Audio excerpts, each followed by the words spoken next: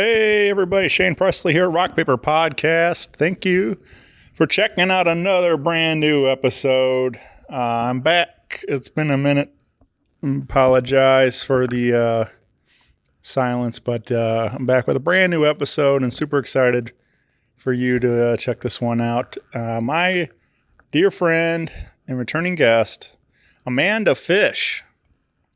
Caught up with Amanda at Blue Lotus studio in St. Louis, Missouri. Big thanks again to Paul Niehaus for having us over and helping record this one. And we had a whole lot of fun that night and did a little live acoustic of a new song, Mockingbird. You hear her on this show. And we dive into her brand new record, Kingdom, which is now available wherever you get your digital music at.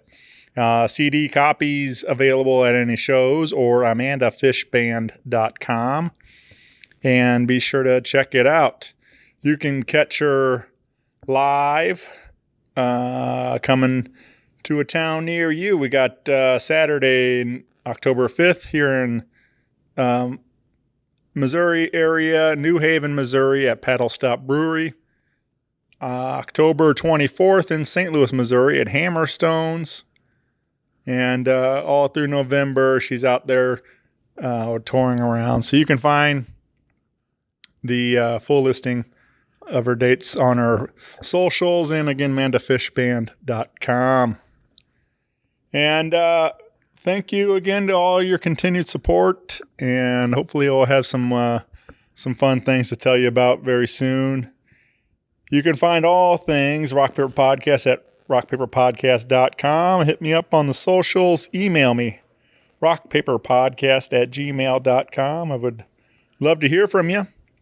And with that out of the way, sit back, relax, enjoy this brand new episode with Amanda Fish. A podcast is kind of like it's like a radio show that's not on the radio. It's on the internet. Does that make sense? Uh-huh. Yeah. That's also like my mom. It makes it sound more confusing, doesn't it? It sounds like this. This is Amanda Fish, and you are listening to Rock Paper Podcast. Rock Paper Podcast. Scissors beat paper, paper covers rock. Rock beats scissors, Shane covers nonstop. Never know what new kind of guest that he's got coming at you. Live and direct on the spot. Could be rock, folk, country, or hip-hop, jazz. All kind of folks that he has. Could be an artist or a comedian to make you laugh on the Rock Paper Podcast. double-decker fudge round, rolling round town. Shane coming at you live and direct from ground zero. He's your hero, he's your bestie. Rock Paper Podcast with Shane Presley.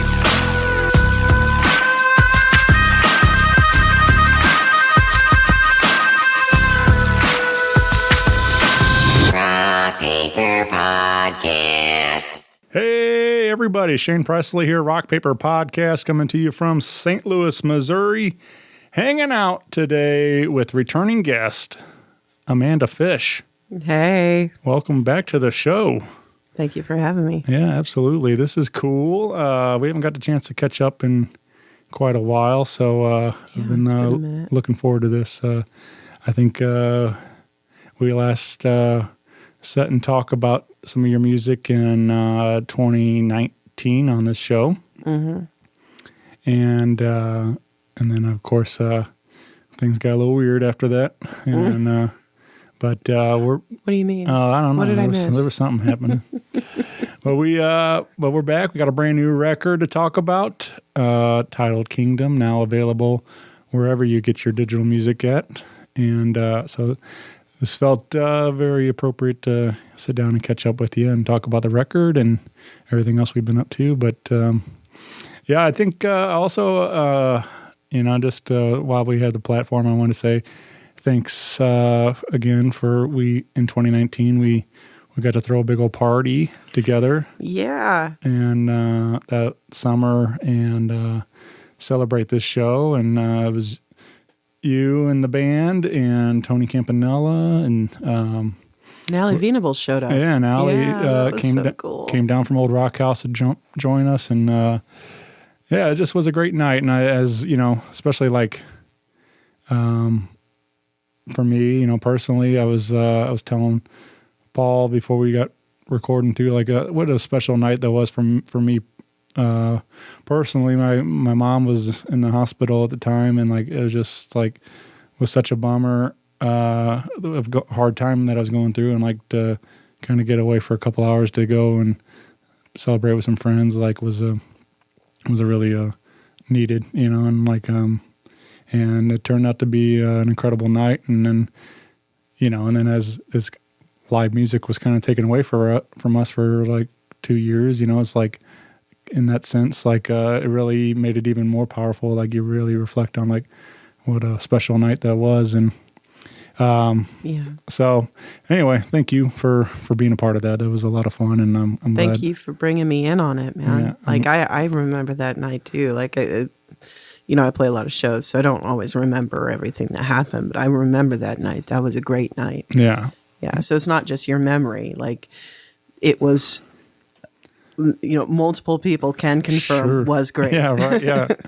I just, I'm thankful that we made it all happen, and it was cool. So hopefully we'll get to do some more of that stuff soon and make some more memories. But and also kind of going back along with the filling everybody in. You've had your second child, so you've been busy being mom and dad. You and Glenn. So you've had your hands full raising babies over the last couple of years too. So, which congratulations on your family. It's very exciting to watch, and I'm really happy for you too.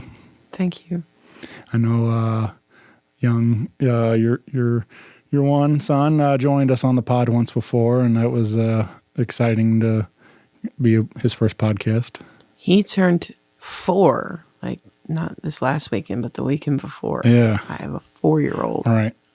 Yeah. That's pretty wild. That also gives like that 2020 perspective again, because, it feels like it just happened, but then I look down and there's a 4-year-old, and he was born during all of that.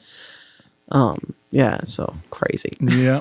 But very, very cool. And I mean, like I said, it's just a lot of fun watching you two be mom and dad and raising these babies, and getting to, I see pictures from some of your events where the kids are there and grandma's there, and it's just like, it's nice to see like a family band dynamic kind of coming about, it's like it's just, like I said, as a fan and a friend, it's cool to see. What's that like, Kevin, getting mom out there singing with you? Oh, Mom, when she gets up there, I mean, have you ever heard of blood harmonies? Oh, yeah, So sure. like when siblings or a parent and a child, whatever, when they sing together, our vocal cord structure is similar. And so our voices are genetically predisposed to blend together really well. And she grew up she had a family band that toured churches when she was a kid. And so she grew up like harmonizing tight, just every note she had the third or the fifth, and so she applies that to me, and she just follows me really tightly, which is really cool because it's not my voice, but it's a voice that blends so well with mine and follows me really tightly and just brings the whole thing up another level. Yeah. Yeah. Yeah. Like I said, I've got to see some of it over the years, and then, but then now it's, you had invited her to sing along on this record also. Mm-hmm. Was that your first time in studio with her, or does she sing on the other records too, or? Well, it's her first time in a real studio. Like we had a living room studio, right. and during everything in 2020, and she came and she sang on that as well. But it was her first time in a real studio. I think it was her first time ever in a studio. Yeah. Yeah.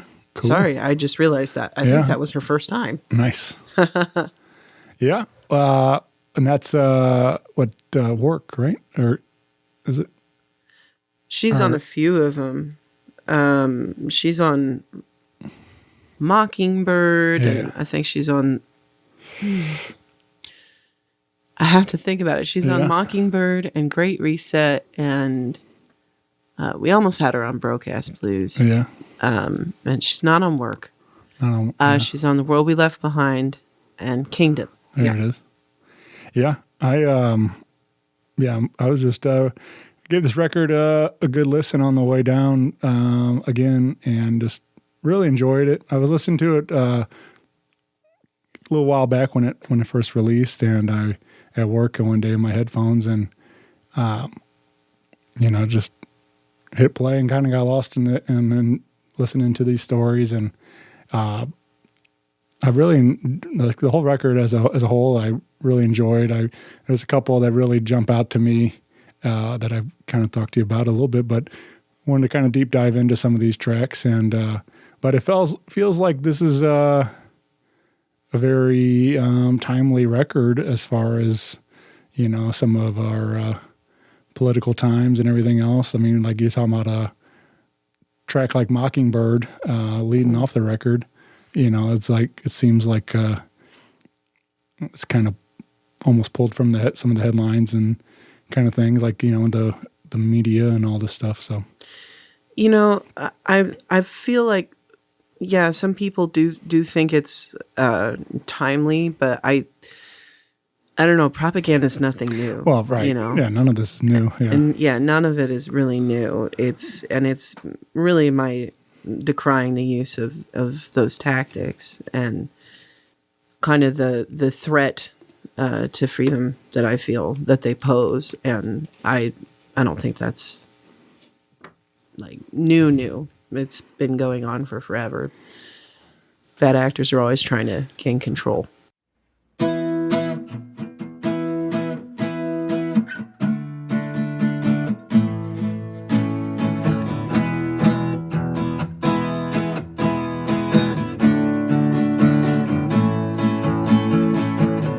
Do you watch the news? Is he watching you?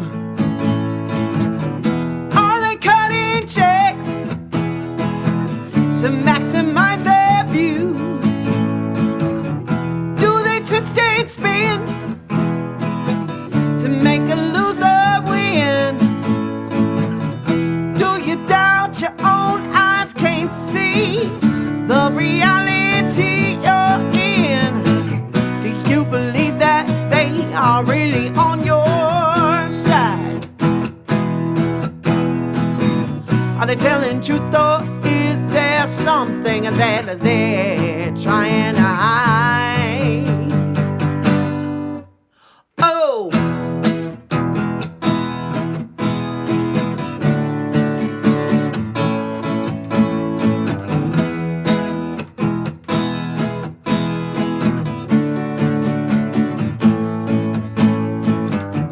rebel think, are you talking in sync with the anchors, papers, corporations?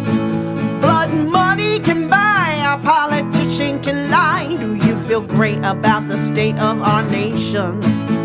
Big pharma's in bed with bankers, brokers, the Fed. No judge is gonna let that class action stick. Oh, they funded the Axis with American taxes. This whole world is just a rich man's trick. Do you believe that game wasn't rigged from the start? When the mouths are moving, do you think they're speaking from the heart? Sing Mockingbird, don't say a word about the truth, lies are in between. The news desk is a stage, just read the words on the page and make me feel ya through my TV screen. Sing Mockingbird, don't say a word, but what the plebeians they need not know. Got them slaving away for Uncle Sam's payday, so you best just get on with the show. Hey!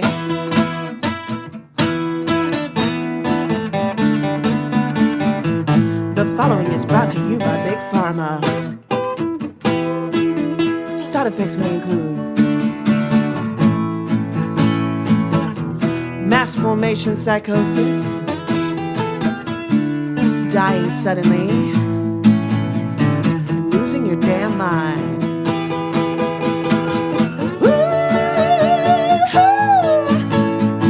Sing Mockingbird, don't say a word about the truth, lies are in between. The news desk is a stage, just read the words on the page and make me feel you through my TV screen. Sing Mockingbird, don't say a word about what the plebeians they need not know. Got them slaving away for Uncle Sam's payday, so you best just get on with the show. Just get on.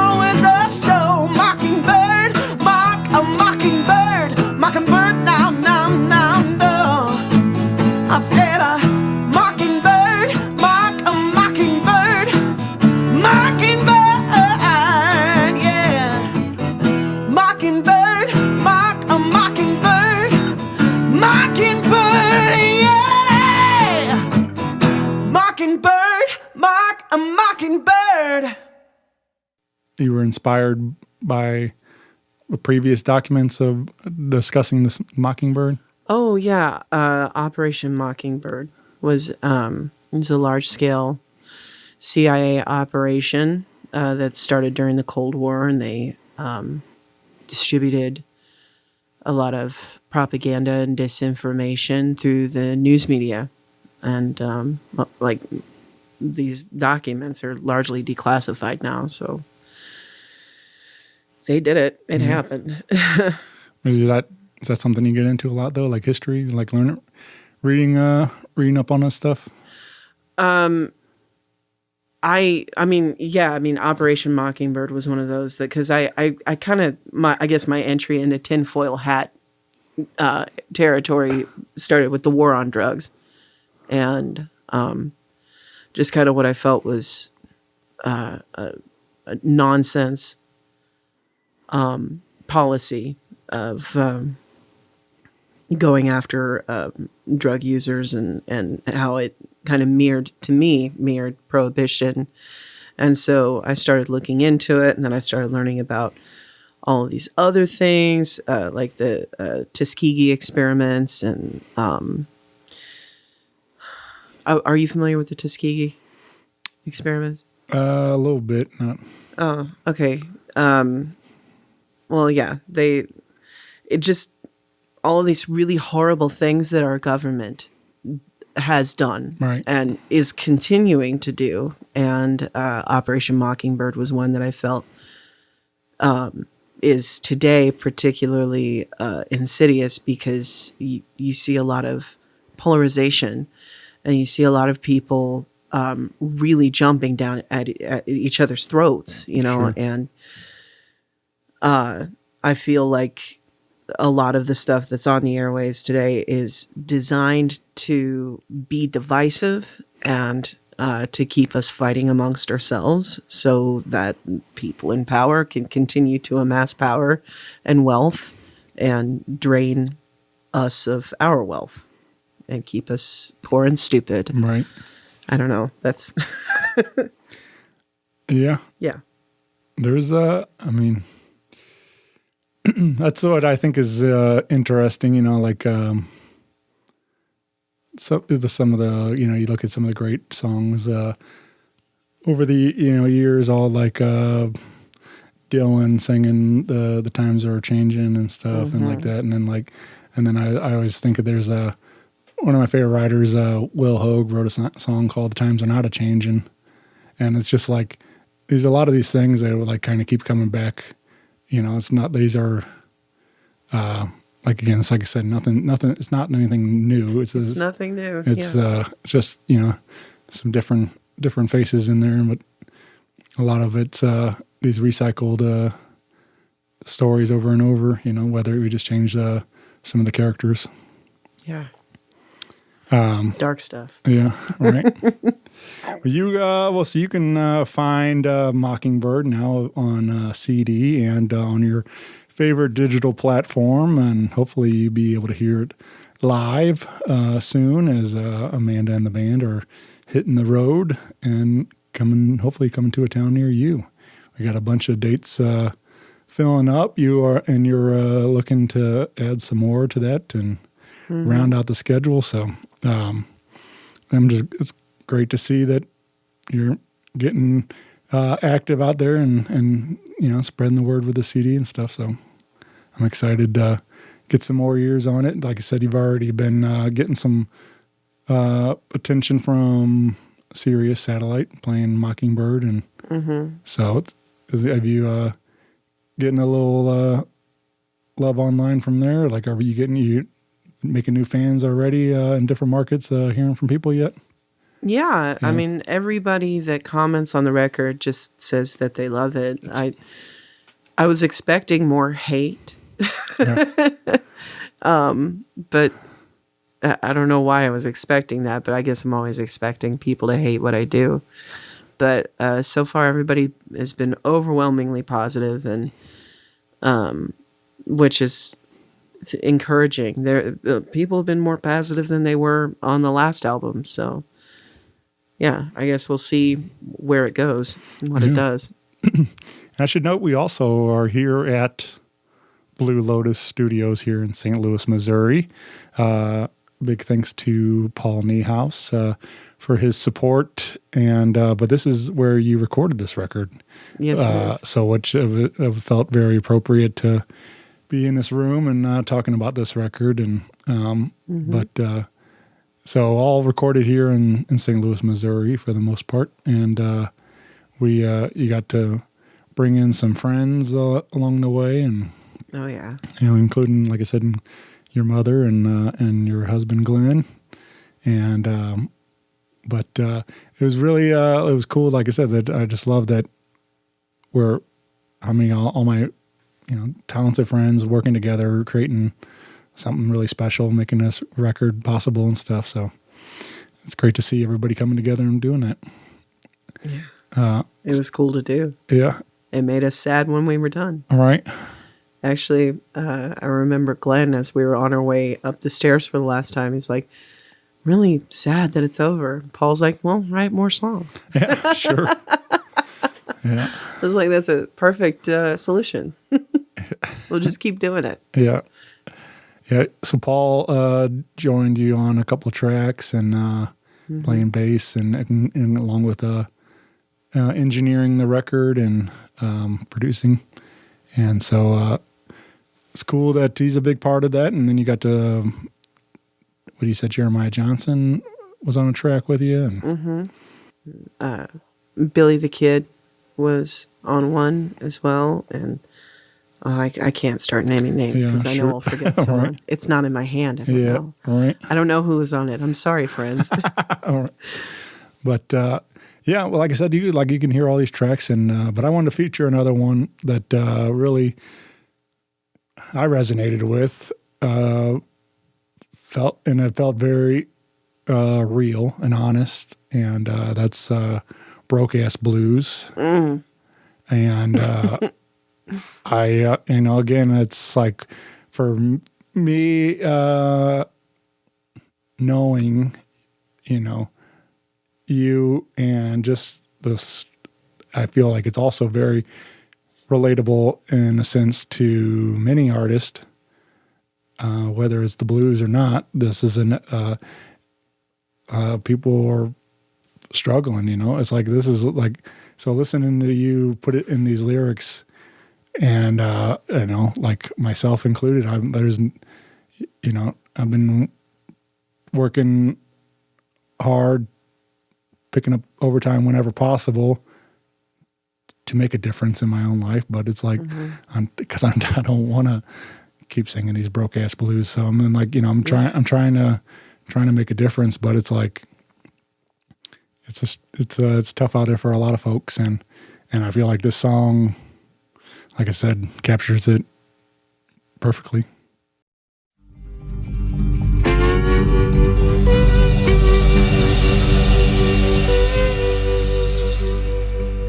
Well, I've got 25 cents till Friday. Past dues and shut-offs we can't pay. We'll be outdoors if we can make the rent. My phone is off, I can't call the bank. Can't drive to pantries on an empty tank.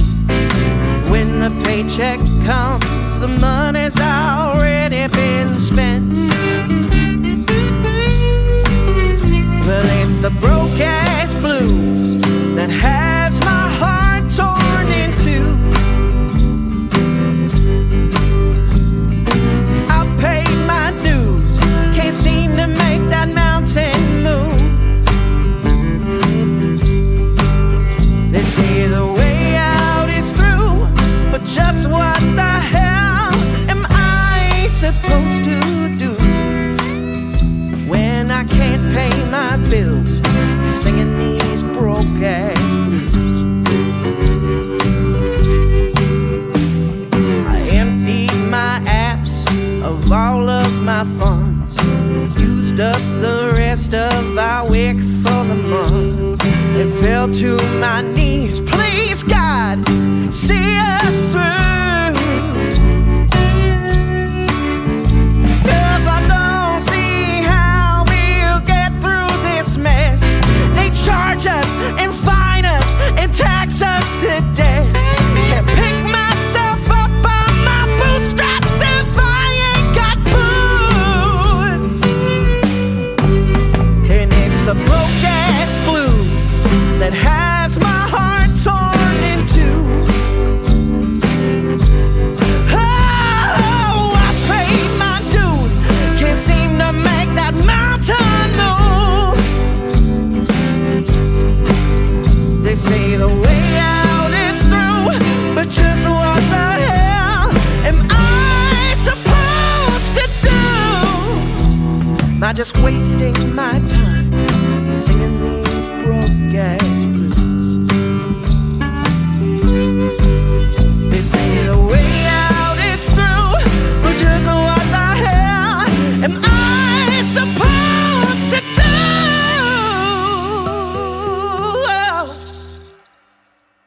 If I can't feed my kids, singing these broke-ass blues.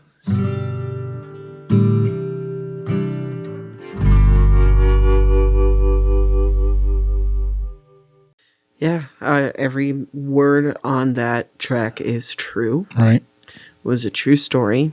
It was like a Tuesday, and we had 25 cents until Friday.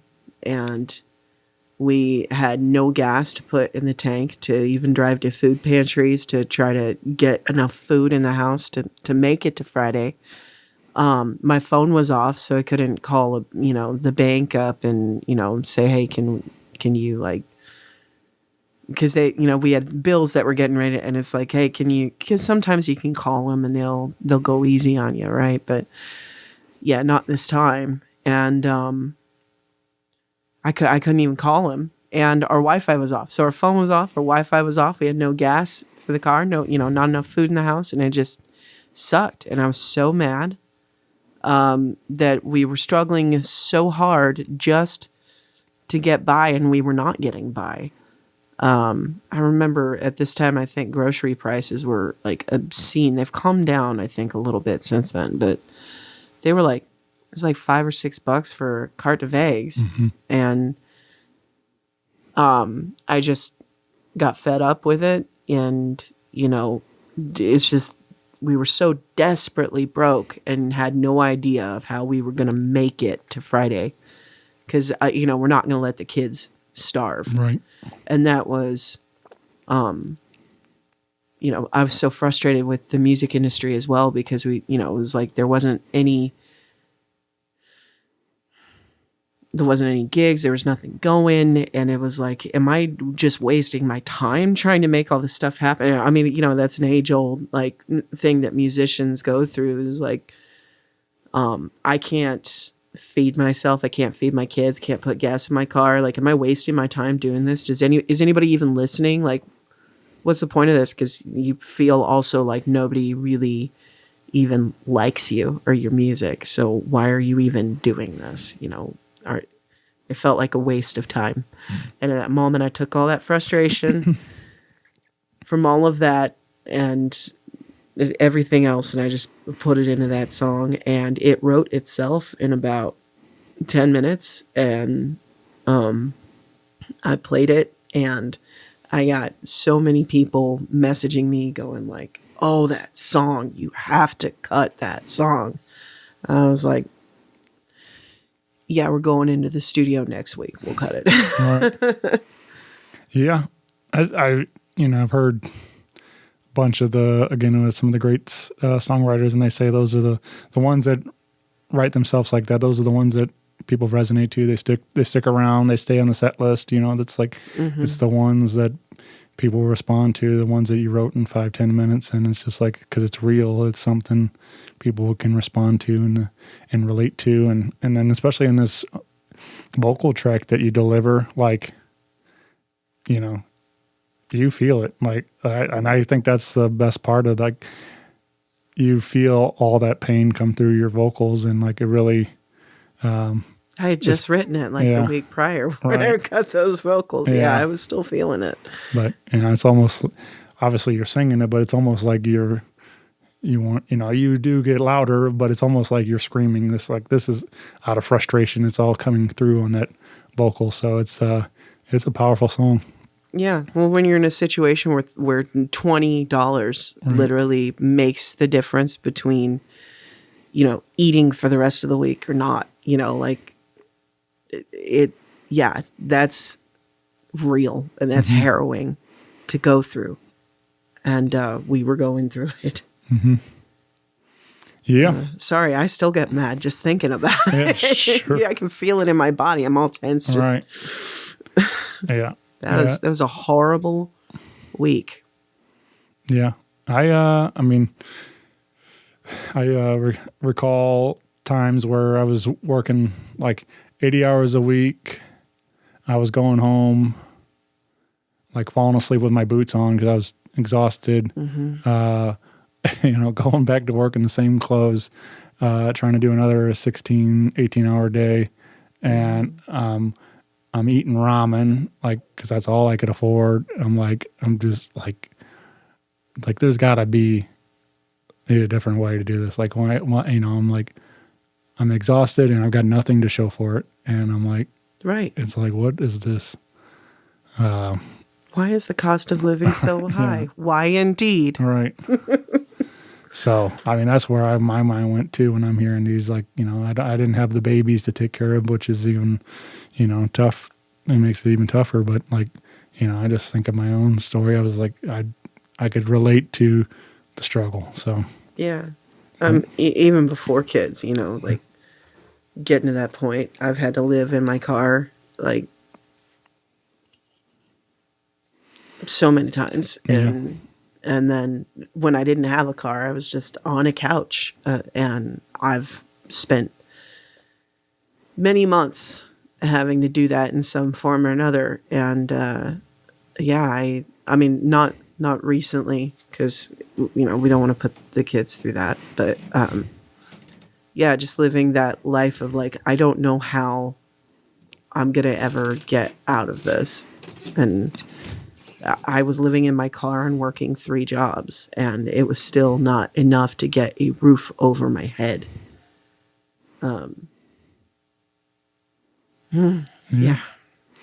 Well, I think, as much as all that, to get here, but hopefully at least some sort of like positivity comes out of all that. Like, we at least have this song, this is, even though it's the blues, it's what, but it's still, there's at least something produced out of it, is this a track, and hopefully it will resonate with others around the world that, maybe others can listen to it and cry also. Right. Yeah. Maybe we can all cry together. Yeah. I'm sorry. Yeah. Yeah.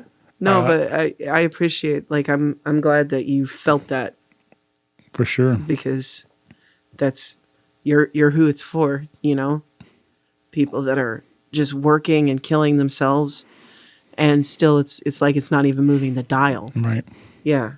So thank you for that. Yeah. Yeah. I, like I said, there's several moments like that on this record. Great songs, and wanted to share another one that I really enjoyed, and it was it's more of a sing along, I feel, and that's the Hard Way. Like I felt this one is in a similar vein, touches on some of those same topics. Learning it the hard way, going through that stuff, it just felt like familiar. Also, like this song is like, it's one of those like immediately kind of when you get into that hook and singing along, like it just kind of like I said, it feels like it's been there before and stuff. Like even though it's a new song, and I always like that kind of feeling, like that it's something. Like I said, it just felt familiar, and but yeah, great song. Thank you. But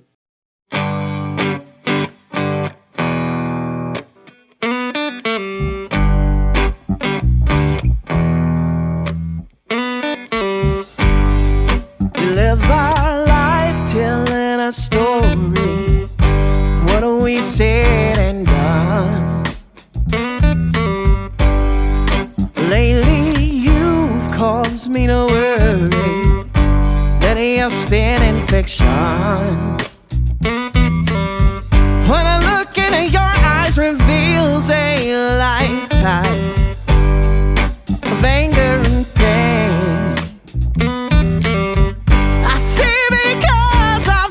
Down that hole and I made it back again.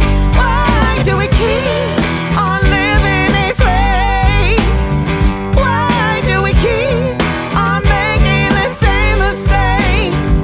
I know we try to do it right, but we've gotta learn the hard way.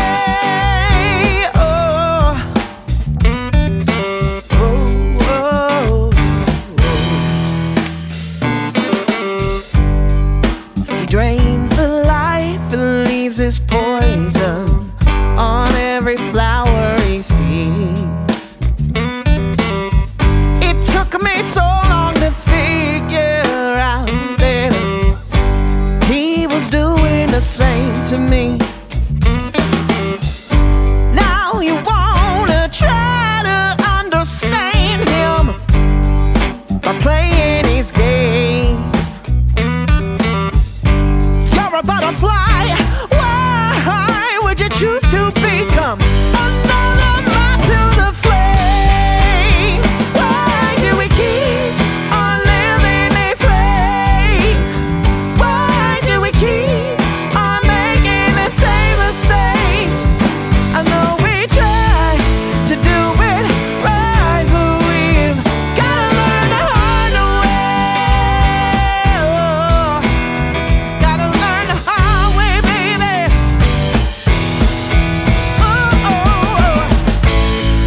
And how hard we try. You showed us that we don't matter. No. And you can watch it die or save yourself from being better. Why do we keep on living this way? Why do we keep on making the same mistakes? I know we try to do it right, but we've gotta learn the hard way.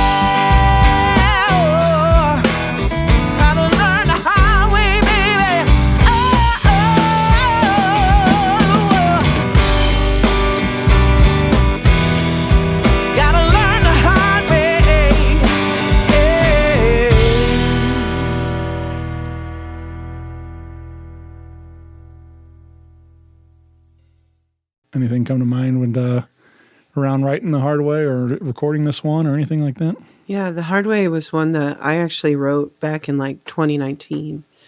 And,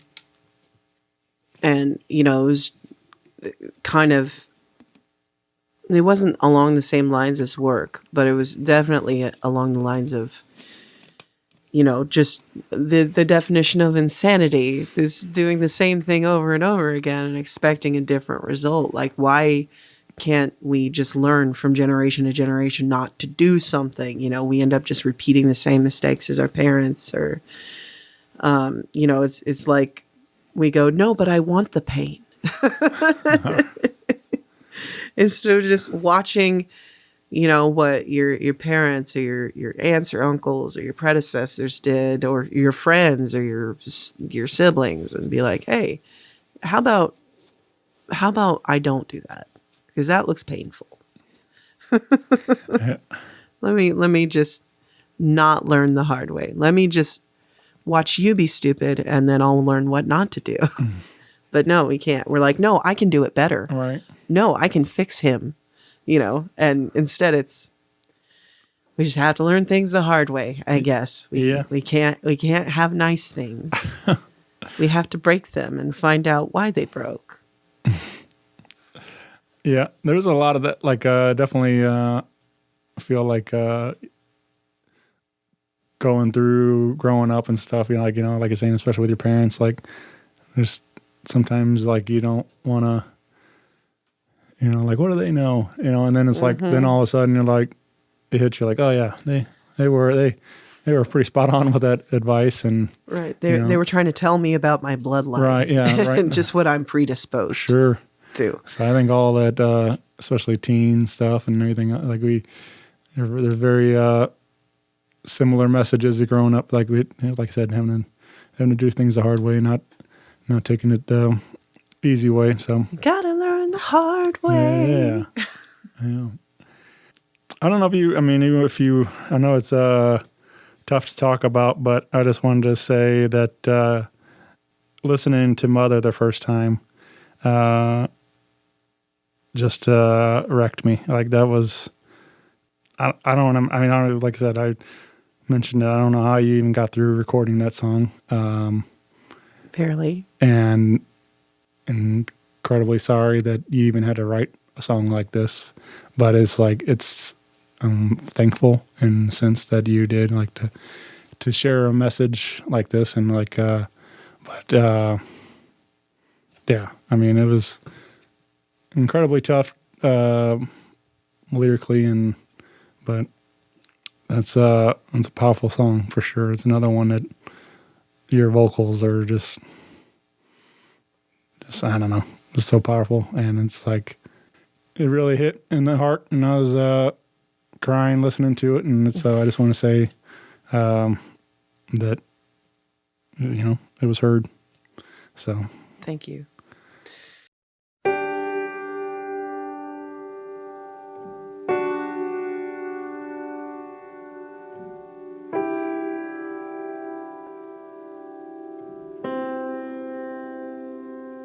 I've been watching this world of late. Seems deception is the ruler of this age. Screams in the darkness, war on the poor. History has seen this all before. I've been silent as they destroy and abuse. Keeping quiet keeps the lies louder than truth. And I've lost sisters, I've lost brothers, I've lost a baby at the hands of another. They weren't just taken, but given away, justifying barbarism in the modern day. They said you were a speck and I'd recover, but I was your mother.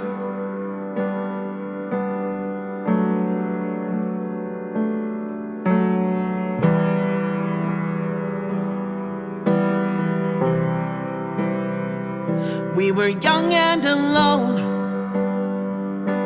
divided and conquered, disinformed and defeated. For years in the desert I wandered, thought I was making sense, avoiding consequence. A human being has more meaning than convenience. Deep inside, I knew it was wrong, but I held on to my pride and I went along.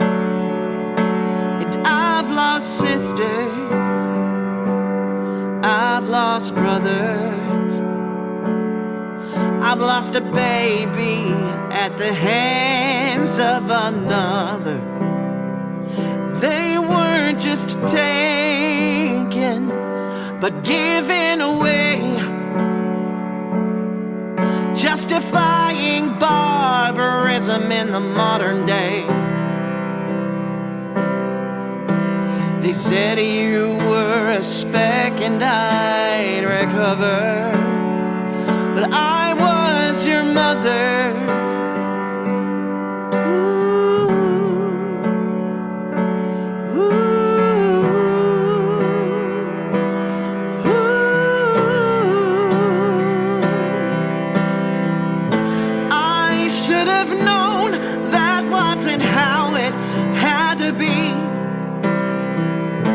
There's no way now to bring you back to me. After years of lies and hiding from the pain, I have decided not to let you die in vain. I've lost sisters, I've lost brothers, I've lost a baby at the hands of another. They weren't just taken, but given away. I should have protected you, and I'm the one to blame. They said you were nothing, and that I'd recover, but I was your mother.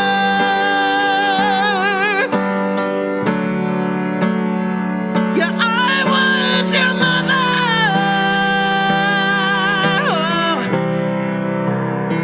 Was meant to shelter and love you. Oh, I was your mother.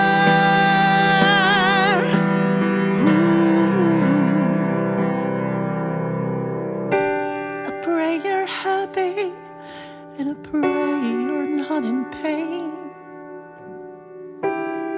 Pray that one day I will hold you again. Yeah, that one was that was another one of those 10-minute ones. I was talking to my friend on the phone about that very topic, and I was like, as I'm talking to her, I'm starting to put rhyming words together, and then all of a sudden I was like, I have to call you back. And I got off the phone with her, and I wrote the song, I recorded it into my phone, and I sent it to her. 5 minutes later, she was on my doorstep in tears, and I was like, okay, it's not just me. Right. All right, because I was writing it through, Yeah. But I was like, we have to pull out all the ugly stuff, and we have to put it on paper. Don't think about it, just do it. And as soon as I read what I wrote, I was like, oh God, how am I going to sing it? I had no idea, but I just did it anyway. I felt like I had to do it. That was a compulsory. The whole song was compulsory. I had to write it down. I had to sing it. I had to do it. I had to cut it in the studio. I had no choice in the matter. So, yeah. Yeah. Because I'll go insane if I keep it inside. Right. Sure. Yeah, definitely. Yeah, that's what I was just trying to say. I was thankful that you did share it. You know, it's like people, and I feel like that's the mark of a great artist, is that you say these things, not afraid to say these things that we're all, you know, going through and think there's other people that are, you know, you're going to be, you're telling my story, you know, like this is something I connect to that song or this song and this story.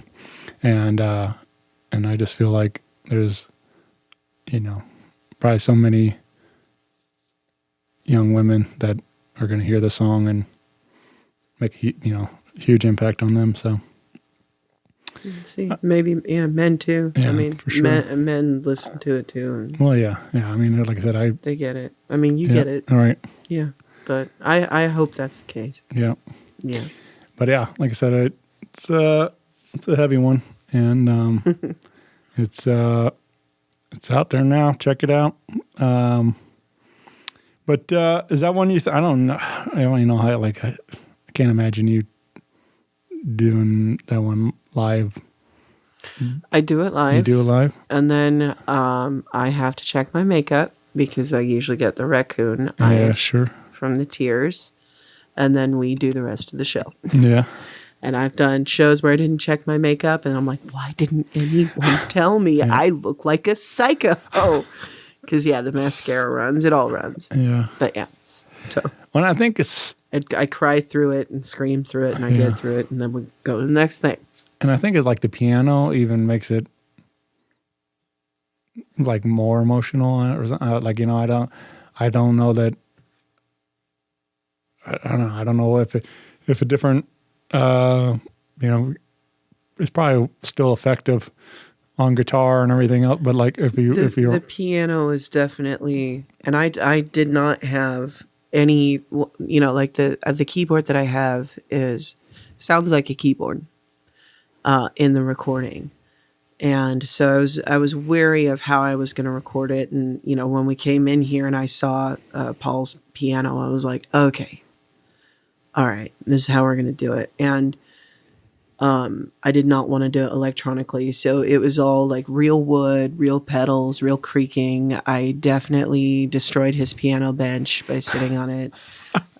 You know, like, but you can hear the creaking, and you can hear like the different, like as I'm leaning forward or leaning back as I'm recording it, real hammer striking real wires. Like, yeah.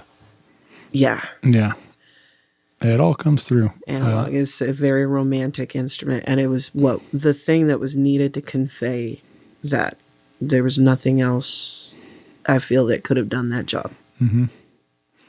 With the other arrangements and stuff is like, were they pretty this record? I mean, were all these tracks like pretty close to what you kind of heard in the demos and stuff, or did any of them really like make a big change as far as when it came to the record? Or yeah, I made some changes because we did the Trailer Park Demos 2.0 for this too. So yeah, my friend Anthony came up from Atlanta, and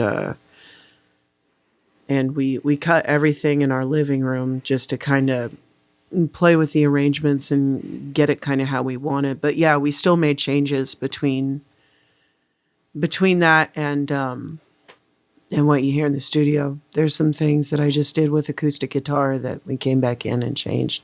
And on Mother, the demo version actually has backup vocals, and I felt like I had to pull those out entirely. It just had to be one vocal track, one piano track, and that's it. So there's little things like that. Sometimes when you have a computer at your disposal, you're like, I'm going to put 16 different harmony tracks on this. But then you get into the studio and you're like, you know, let's clear it up a bit. Let's not make it so muddy. I don't know. There's higher stakes to it. So you're not as experimental. You're more like, No, I want this to be a specific way. Yeah. So I guess that's the difference between the demo tracks and what we did in here. There are some key differences. Also, Terry was not part of the demo tracks. Yeah. Yeah. Yeah, I just think that stuff's like... Wait, was he? Wait. No, he didn't come. Sorry. but that's always something I find interesting when a song kind of flips and it's like becomes something totally different by the time you get to the studio compared to a demo, like whether it's orchestration or even finding the right like tempo or what, you change it a little bit and all of a sudden it's like everything snaps into place, like, oh, there it is. There's what we've been missing. So yeah. A lot of the demos were an approximation of how I wanted it to sound once we actually had, the power of a good, like production type situation. And, some of the stuff that was just me on my laptop is like, here's 20 ideas and we're going to hone this down to 3 or 4. Right. Yeah. So that's some of the stuff that we did. Yeah. Yeah. Well, like I said, Kingdom now available wherever you get your digital music at. We got CD physical copies available. Can we get those at any of these shows coming up? And yeah. Or, you can get them where CDs are sold. Yeah. And you can also get them from my website. Yeah. And that's amandafishband.com. amandafishband.com. And you can... we've got a couple of stops here locally that you might be able to pick one up if you haven't. And October 5th at Paddle Stop Brewery in New Haven, Missouri. Mm-hmm. October 24th, Hammerstones in St. Louis, Missouri. Mm-hmm. And then November 1st, Beard Engine Brewing in Alba, Missouri. In Alba, yeah. And then... got a big one coming up for Black Friday also on November 29th at BB's Lawnside in Kansas City, Missouri. Mm-hmm. So, yeah. And then we've got a couple things going out in Phoenix, November 8th at the Rhythm Room, November 9th at 191 Tool in Tucson, November 11th in Santa Barbara, California at the Red Piano, and November 15th at the Sand Dollar in Las Vegas. And then in January, we haven't announced all the dates yet because we haven't put it all together, but we'll be going to Florida in January. Yeah. So there you go. Hopefully it'll be a little warmer down there than Missouri. Hey, that's the plan, yeah, right? Yeah. Yeah. Well, very cool. I'm excited for you to get out there and see everybody. And I think I wanted to ask you, I want to get your take on some of this stuff, being that we're getting into spooky season and stuff with October and fall and all this. Do you have,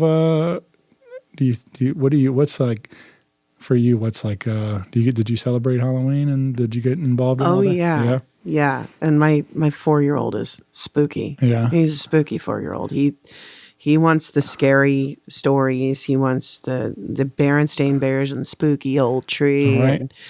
And he likes this. I don't even know who did this, but there's like this computer animated he calls it Spooky Train, but it's like ghosts and demons and skeletons and stuff that come out and try to eat the people on the train. And it's crazy because it's like a kid's show, but weird. The content's weird. Yeah. But he's all into it. And, normally I don't know. I think if I had seen it before he had, I probably would have nipped it in the bud. I don't know who was babysitting him, but he got on a Spooky Train and he's now Spooky Train.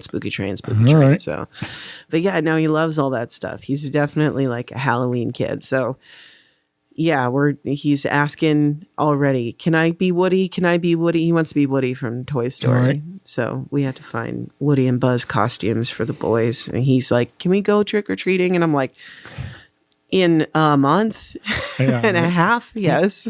Right.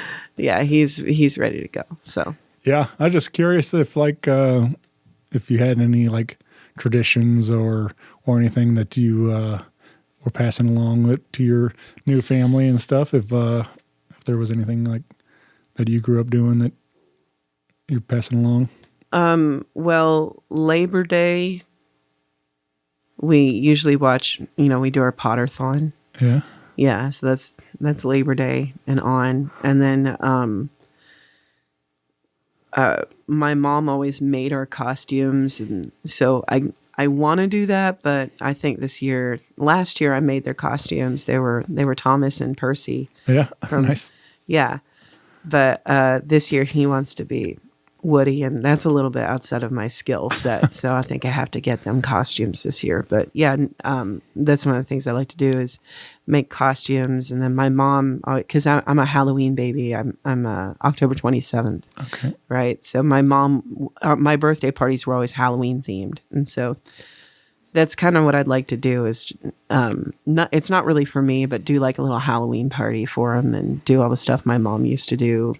She used to like get gloves and then stuff them full of popcorn, Right. and put candy corns on the end for fingernails, and all this crazy stuff, and spiders and dirt and worms cupcakes. Sure. And just all the spooky stuff. Yeah. Yeah. I was a spooky kid too. My Instagram's like full of all those like ideas like that. Like, just it's been really targeting me with like all the different party You things have like the that. pumpkin spice spirit in you. Yeah, I right. can tell. Yeah. The algorithm knows. Yeah, right. Speaking of homemade costumes, I always think those are kind of the best. And I was speaking of also Toy Story too. I was working in elementary school, still am, but it was a different building, and we all dressed up I made myself a Forky costume because You were Forky? I don't know how I love that. I don't know where you find a 3X Forky costume, so I made myself one. I had like the white outfit, and the tricky part was finding white pants that worked with it. Like I ended up getting some like scrubs that I ended up finding a white pair of scrubs that worked for it, and then me and my wife bought like a white felt and cut it around cardboard to create the spork head, and then I created these little like pipe cleaner hands and stuff so it worked really well. And the What kid did you do for googly eyes? we bought I found some like really big ones to put on top of the head there. I'll show you pictures Like afterward. comically huge googly eyes? To fit be proportional. So You were Forky. yeah, it worked really well actually. And of course the kids at the time, like it was like the thing, it was like right when the movie came out and stuff. So the kids were having a lot of fun with it. So, and it was nice to put some smiles on their faces. And but yeah, that's I like getting involved too. It's always and then I think the last year I bought like a movie quality Michael Myers mask, and I was like scaring a bunch of my cousins' kids with it, and I got like a full on like blue jumpsuit, and I was wearing, and got all into it, and it works really well for me being my size. Also, like that, I can play the part pretty well. So, but it was a lot of fun to kind of terrorize the kids with it. It's been several years since I got to wear a costume, but I have one of my favorite ones that I've seen that involves kids. It was Jack and Wendy and Danny Torrance. Yeah. And Glenn has the hair now, and he's always had the eyebrows for Jack Nicholson. So Right. I always thought we'd make a good Torrance family. But now there's 4 of us, so I have to figure out what to do for Frankie. Yeah. That would be fun. Yeah. Yeah. Yeah, I've seen a lot of people get creative with it, and it's always a lot of fun to see what people do. So. Frankie can be the baseball bat. There you go. Yeah.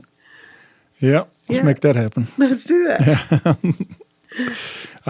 What about candy? Do you have is there a favorite treat that you liked as a kid or like now as when you're out? I really like making caramel. Yeah. Yeah, that's fun. It's fun. It's fun to make that, and it's easy too. Sure. But I don't think it ever makes it to the apples. Yeah. Of course, now I'm keto, so I can't even have it if I wanted to. But yeah, maybe I'll try to make some keto candy this year. I know that sounds like an oxymoron, but it can be done with erythritol and like stevia and stuff. So Yeah. maybe I'll try to make some keto candy. There you go. Yeah, I'm a Reese's guy. That's my thing still. Oh, that's me for sure. Yeah, no, I'm a Reese's addict. Yeah. Yeah. I tried. So they got these new ones recently with like a lava chocolate in it. Oh no! Don't tell me this. But I mean, they're good. Like you can't go wrong with but they're definitely not quite what I wanted it to be. It's kind of more just like a wet Reese's, like than I was hoping it would be more like a fudgy, yeah, a hot fudgy. But it was more, yeah, and it wasn't quite that I thought it was going to be though. But so it's still good.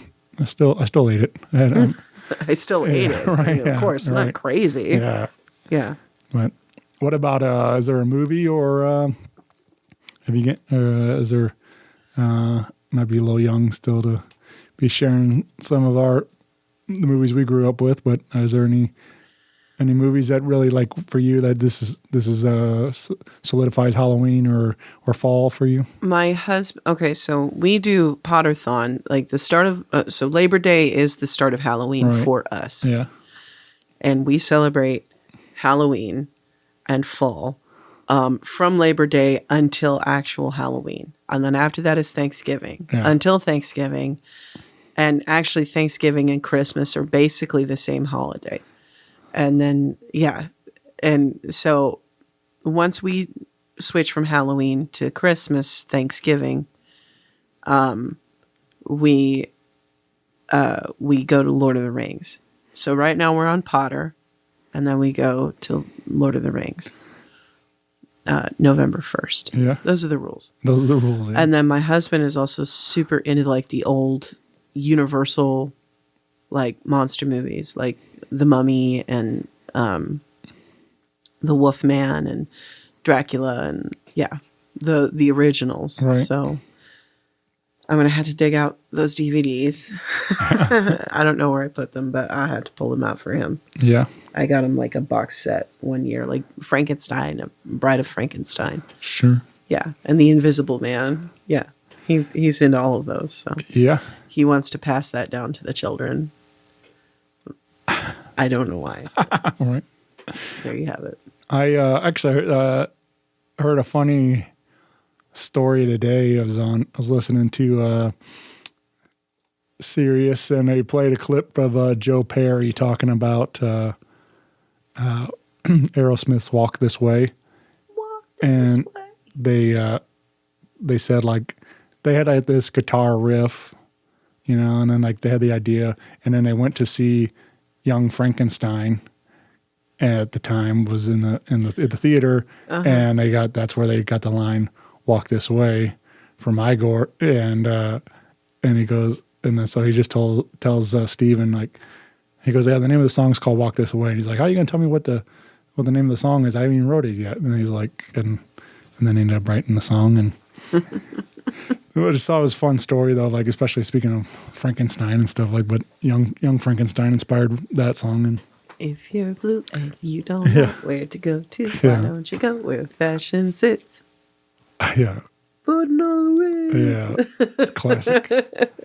Such a good one.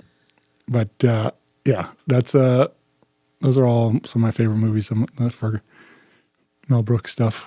He's a legend for sure. Oh yeah. And I think they're supposed to be doing I think they did a sequel to History of the World, and then I think they're supposed to be doing a sequel to another one supposed to be coming out.